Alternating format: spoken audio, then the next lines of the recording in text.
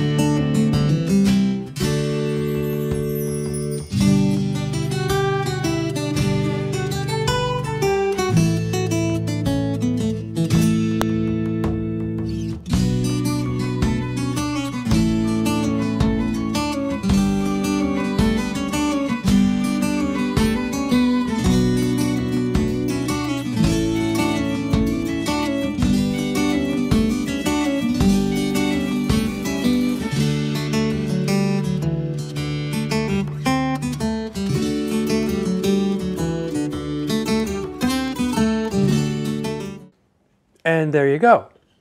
Time lapse of cutting wood. Exciting. Anyhow, so these are the major carcass parts for both the casing and the bookcase. So these parts here are for the casing, goes inside the wall, will be shimmed plumb and square.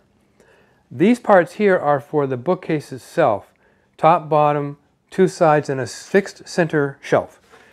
The remaining shelves will be on shelf pins and will be able to, of course, be moved anywhere she wants them. The next thing I need to do, obviously, I guess, is cut the inletting on the CNC machine.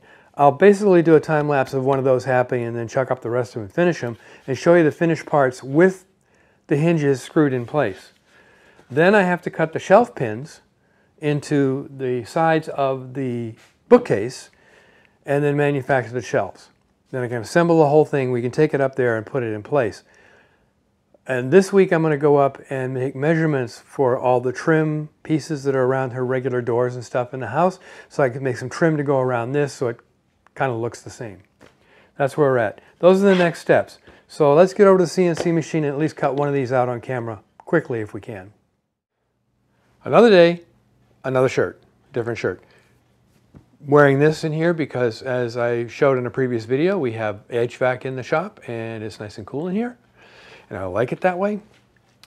I've got the top of the casing chucked up in CNC. You can see it extends beyond my work surface on the CNC, so I had to move stuff out of the way to get it to fit in here, but it's clamped down nice and tight. Everything's indexed and ready to go. I'll shoot a little bit of this video in video and then we'll move on and do all the rest of them. This is the top of the casing, which is the most complex inletting for the hinges. It's got several steps involved. So without further ado, let's do a little bit of CNCing, and I'll operate the vacuum by hand so you can actually see what's going on.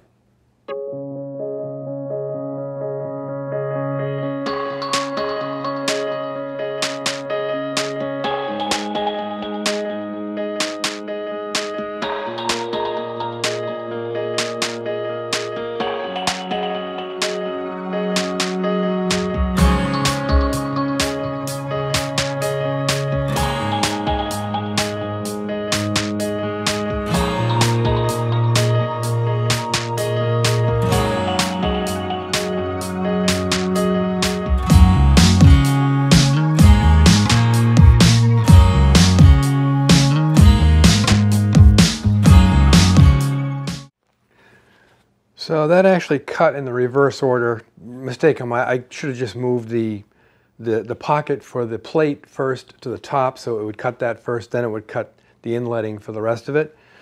But it doesn't matter, it cut it out, everything's fine. Let's unchuck it here. I say chucking it, we're not chucking anything, we're just clamping it down to the table,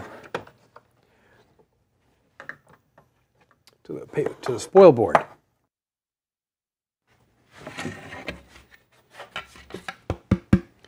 You can see what's going on here. There's the inletting here for the plate, and here's the inletting here for the mechanism. And here it mounts in like this. You got to tap it in because it's a little snug, and that sits like that and holds the cabinet or bookcase in place, and it pivots on this pin right here. So let me cut the rest of these out and we'll take it from there. All the inletting is done. Let me show you quickly what we got going on here. So this is the top of the casing. This is the pin that the door pivots on. Now this screws down so it's really tight. It just looses when you want to slide the door in, which is actually a bookcase. This is the top of the bookcase. This is what that pin rides in. Right in here, it pivots back and forth. Here's the bottom of the casing with the bearing surface to carry all the weight. Here's nicely hardened and machined bearing there. And this pin goes into that bearing surface and pivots around like that, so you can open the cabinet. These are screwed in place. They're all ready to go. The next thing is to, obviously, like I said earlier, is I've got to do the shelf thingies, put these things all together and do a test fit, and then move on from there. So let's, I think I'm going to end this video here. And the next video we'll be doing the shelf pins and just putting these things all together. So until then, make great things out of wood.